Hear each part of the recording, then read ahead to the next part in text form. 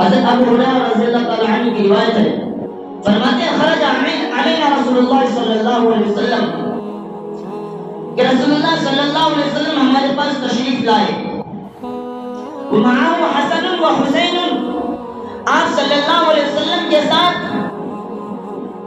حضرت حسن و حسین رضی اللہ تعالی عنہما تھے، وهذا على عاتقه وهذا على عاتقه، میرے دوستو صرف ساتھ ہی نہیں تھے بلکہ آپ صلی اللہ علیہ وسلم نے دونوں نواسے کو اپنے دونوں کاندھے پر اٹھا رکھا تھا۔ حضرت ابو ہریرہ رضی اللہ تعالیٰ عنہ فرماتے ہیں کہ ان میں سے ایک کاندھے پر تھا، دوسرے کاندھے پر تھے۔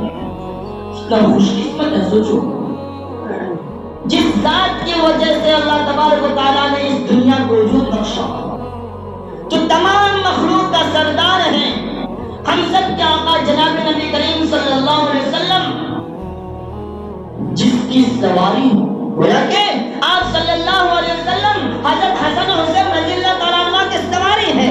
حضرت حسن و حسین رضی اللہ تعالیٰ عنہ اپنے نانا آپ صلی اللہ علیہ وسلم کے کندھے پر سوار ہیں۔ کیا مبارک منظر ہوگا وہ میرے دوستو، کیا عظیم ہستی ہے کہ رسول اللہ صلی اللہ علیہ وسلم کا دیدار نصیب ہو جائے میرے دوستو، اس کی دنیا اور آخرت بن جائے۔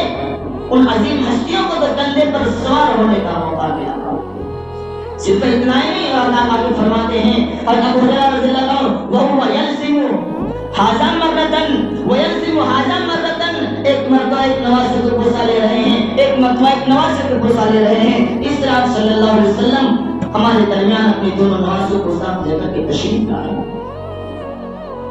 ایک صحابی فرماتے ہیں ایک مرتبہ دیکھا کہ حضرت حسن یا حسین رضی اللہ تعالیٰ عنہ آپ صلی اللہ علیہ وسلم کے کندھے پر سوار ہیں۔ صحابی نے بولا، فرمایا کیا یہ عمدہ سواری ہے؟ یعنی آپ صلی اللہ علیہ وسلم کے کندھے پر سوار ہیں، کیا عمدہ سواری ہے؟ تو آپ صلی اللہ علیہ وسلم نے فوراً جواب دیا کہ سواری ہی نہیں بلکہ جو اوپر سوار ہے کہ آپ کے نواسا وہ بھی بہت ہی عمدہ، بہت ہی اعلیٰ مقام والا ہے۔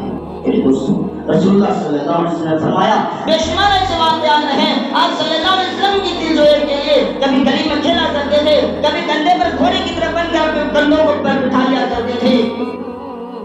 نماز کی حالت میں آپ نماز پڑھتے رہتے، آ کر چمٹ جاتا نماز، سجدے میں ہوتے کندھے پر سوار ہو جاتا، جس کی وجہ سے آپ صلی اللہ علیہ وسلم سجدہ لمبا کر دیتے تھے ان عظیم ہستیوں کی وجہ سے۔ میرے دوست اس طرح کا آپ صلی اللہ علیہ وسلم کا اپنے نواسوں کے ساتھ معاملہ تھا۔